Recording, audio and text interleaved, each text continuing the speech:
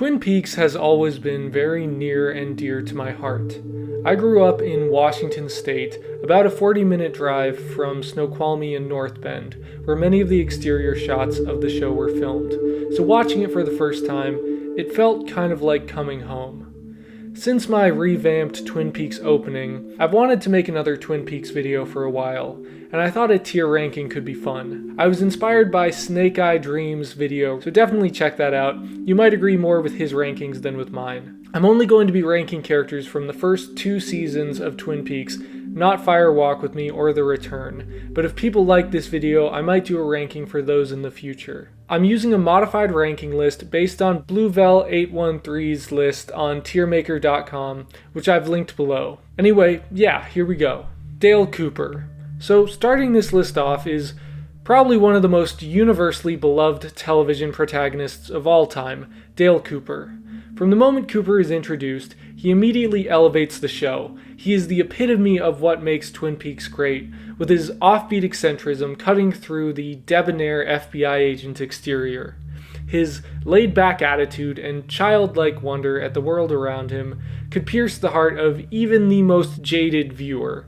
And Kyle MacLachlan gives a masterful performance that captures both Cooper's giddy exterior as well as the sea of emotions lingering just beneath the surface. Strong, sensitive, and kind, Cooper is the ultimate good guy and stands the test of time as an incredible protagonist and role model. No questions, S tier. Laura Palmer. Moving on to the ill-fated homecoming queen herself, Laura Palmer, played by the incredible Cheryl Lee, could be called the other main protagonist of Twin Peaks, which is insane considering she is deceased from the very first moments of the show. Yet, her presence permeates every second of screen time, with the mystery and tragedy of her character lingering in the shadows of every frame. Even in death, Laura Palmer drives the story, as the decisions she made in life ripple through the investigation and the lives of those who knew her. Frost and Lynch paint a haunting portrait of a conflicted, lonely soul whose dark secrets fueled her dual personas as both a philanthropic town idol and a self-destructive manipulator. A one-of-a-kind character study, the mystery of Laura Palmer endures for a reason, and will continue to capture the imaginations of new viewers for as long as the show is around. S tier. Margaret Lman, also known as Log Lady, is one of the show's most iconic characters, making an immediate impression despite her limited screen time. Always lingering in the background, she embodies the strangeness of Twin Peaks, and as easy as it would be to write her character off as some sort of gimmick, she's much more than that. Through her continued presence in the narrative, Margaret becomes a sort of personification of the town itself, a spirit guide lingering just at the periphery of the story, and when her character slips into the foreground, it leads to some of the most gut-wrenching, heartbreaking scenes of the entire series. Catherine E. Coulson, you will be missed. S tier. Bobby Briggs. Bobby Briggs doesn't do drugs. Bobby Briggs loved his girlfriend. Among my favorite characters of the series, Donna Ashbrook absolutely delivers as one of the most unhinged, hilarious, and simultaneously empathetic characters in all of Twin Peaks. The bad boy with a heart of something maybe possibly resembling gold, Bobby Briggs is an absolute magnetic character, bringing to life every second of screen time. And I mean, just look at that hair. S tier for this all-time legend. Harry S. Truman. I think people sometimes overlook Harry, as the character is often overshadowed by the antics of our beloved Dale Cooper. However, in my opinion, that doesn't make him any less essential to the story. Twin Peaks wouldn't work the way it does without the buddy cop element, and Michael Onkeen expertly played the mild-mannered and accommodating straight man in their dynamic. Without the bromance between Cooper and Harry, the show simply wouldn't hold the charm that it does. Against my better judgment, S tier. Donna Hayward. Okay, hear me out. Certain people have taken umbrage with the character Donna on account of some supposed behind-the-scenes drama involving actress Laura Flynn Boyle, and some contend that Moira Kelly, who portrayed the character in the film Fire Walk With Me, was better suited to the role. Ultimately, though, I'm less concerned with what goes on behind the scenes than I am with the show itself, and the fact is, Laura Flynn Boyle, her performance is great. Furthermore, Donna Hayward is an absolutely essential protagonist, offering the greatest insights into Laura's character prior to her demise, as Donna herself desperately tries to emulate her late friend in repeatedly misguided attempts to feel close to her.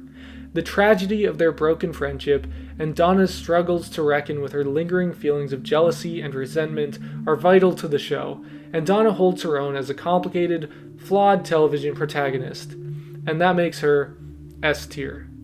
Shelly Johnson. The knockout of the double R, Shelly is iconic. Despite rarely interacting with the main plot, except through her relationship with abusive husband Leo Johnson, Mädchen Amick imbues the character with so much life and vitality that you can't help but feel that she's an invaluable part of the show. Through her struggles to find agency as a woman too often hindered by the delusional power tripping of men in her life, Shelly represents a kind of resilient strength that is vital to the spirit of Twin Peaks. She belongs at the top, S tier. Audrey Horn. Audrey Horn is, let's be real, almost indescribable. A spoiled rich girl who speaks primarily in non sequiturs, it would be easy to view her as ditzy, and yet her intelligence and drive often shine through in pivotal moments. Watching her character evolve from immature romantic to competent adult is one of the more quietly rewarding parts of the show. Love her or hate her, Twin Peaks just wouldn't be the same without Sherilyn Fenn's Audrey Horn. S tier all the way. Pete Martell. The man, the myth, the legend. It's no mistake that Pete Martell is the first character we're properly introduced to in Twin Peaks. Played by the incredible Jack Nance, Pete Martell is the embodiment of the innocence of Twin Peaks, a humble fisherman and logger unwittingly trapped between a pair of scheming villainesses. Name a more wholesome character than this. Pete Martell, easy S. Deputy Andy Brennan. You cannot put a price on the comedic value this man provides. Deputy Andy Brennan ensures Twin Peaks always has the necessary levity to keep it from devolving into a straight-up tragedy. There's always something hilarious going on with this man, with the exception, of course, of those few moments of genuine pathos where we see Andy reacting the way that any sane person should when faced with horrible tragedy. No one is allowed to be mean to Deputy Andy Brennan. He's trying his best. Let's go S tier on this one. Nadine Hurley. Okay, so this one might be controversial. Nadine can generate some ire from audiences on account of the fact that she's, pretty annoying, and her presence is often tangential to the main story. And yet, to say she is not vital to Twin Peaks would be a mistake. Like Log Lady, Nadine Hurley helps fill out the world, bringing a flash of eccentric small-town flavor. Part of what makes her so annoying is how real she feels, that underneath the cloying, codependent behavior, her character serves as an extension of the themes of the show. Her struggles as a neurodivergent and mentally ill adult, paired with her unrequited love for her husband Ed, are emblematic of the immovability of fate, and the mundane but no less real tragedies that exist in small towns. Hate me if you want to, but that's an S from me. Lucy Moran. The sheriff station clerk with a penchant for over-elucidating and a shaky grasp on technology, Lucy Moran is proof that there's no such thing as small parts. Her obsession with soap operas is a clever meta-commentary on the show itself, as she finds herself at the center of an increasingly fraught love triangle. Lucy is proof that any character can shine if the story gives them enough love, and that an unexpected character capping the big bad can be extremely satisfying if you know the kind of story that you're telling. Easy S. Doc Hayward. Again, no such thing as small parts. Going with the themes of duality in the show, Doc Hayward presents the antithesis to terrible father figures like Benjamin Horne and you-know-who. His wholesome paternal kindness proves the case that there is such a thing as good dads, and good people in general. S tier. Gordon Cole. Let's not kid ourselves. Never before has a self-insert character been this iconic and hilarious. David Lynch's bizarrely unique affect imposed on an FBI agent with faulty hearing aids makes for a truly unique and memorable character, who holds his own with the rest of the members of this outlandishly eccentric cast. For the GOAT himself, S tier. Great stories can't exist without great villains, and Leo Johnson ranks high on the list of truly deplorable television antagonists. This coked-up trucker is proof that even seemingly wholesome small towns grow their fair share of weeds, as he spends the early show hell-bent on destroying anything even remotely innocent, while serving as the perfect red herring in the mystery of who killed Laura Palmer. Yet, after an injury leaves him with severe brain damage, we begin to see a different side of Leo, one imbued with more pathos, and he even begins a path toward redemption at the end. For a villain who's scary, even with a party hat and a kazoo in his mouth, I award you S tier. Another favorite of mine, Albert serves as almost an antithesis to the show, poking fun at the rustic and hokey charm of the environment around him, and belittling the characters as simple-minded nitwits.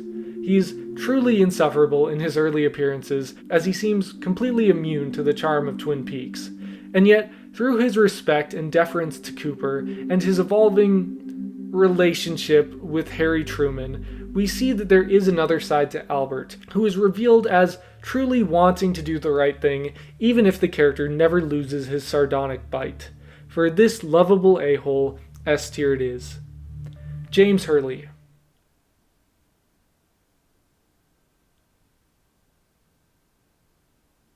Norma Jennings, another essential character. Owner of the iconic Double R Diner, Norma is a mature maternal figure, as shown through the beautiful relationship between her and Shelly, her friend and surrogate daughter of sorts. Like the other residents of the town, she struggles with maneuvering her romantic relationships, and there is a wary, world-worn quality to her, expertly portrayed by actress Peggy Lipton.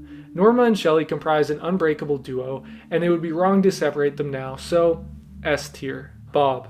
As I said, great stories need great villains.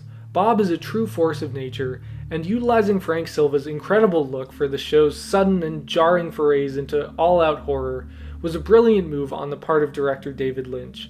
The story that Silva was originally a set decorator before Lynch accidentally caught him in a reflection and realized he would be the main villain of the series is proof of the power of spontaneous creativity.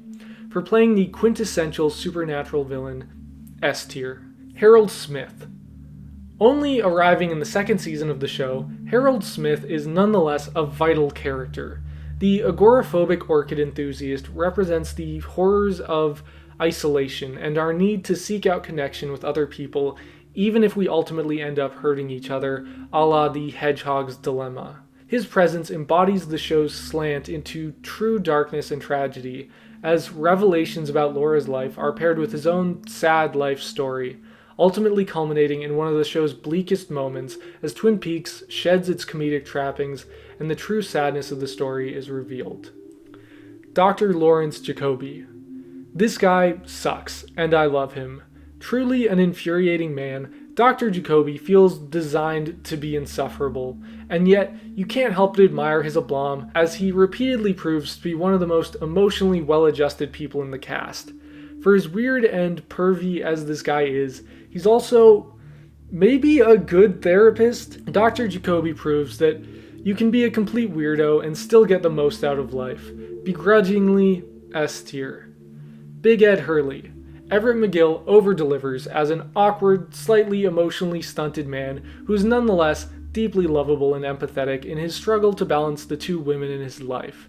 What more do you want? Easy S. Benjamin Horn. Richard Bamer plays the hell out of the absolute slimiest, nastiest small-town business magnate. Benjamin Horn is villainy personified, always smug and cigar-puffing as he orchestrates scheme after scheme to seize more power and wealth. You cannot not love when this guy is on screen. He is so palpably wicked, and yet there is also an empathetic edge to him. S tier. Leland Palmer. I mean, what can even be said? Ray Weiss is an absolute powerhouse as he plays this grieving and unhinged father. The eventual revelation about this character wouldn't work half as well without the exceptional groundwork laid throughout the series, with the character portrayed as equal parts tragic, darkly funny, and vaguely threatening. S tier all the way. Jerry Horn. I mean, what do I even need to say about this character? Easy S. Hank Jennings.